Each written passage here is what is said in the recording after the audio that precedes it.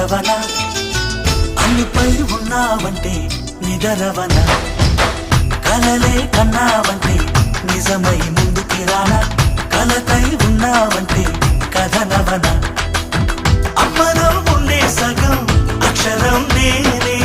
నాన్నలో రెండో సగం లక్షణం నేనే అమ్మ తోడు నాన్న తోడు అన్ని నీకు అన్నే చూడు చెల్లిపోని బంధం నేనమ్మా చిటి చెల్లెమ్మా వెళ్ళిపోని చుట్టం నేనమ్మా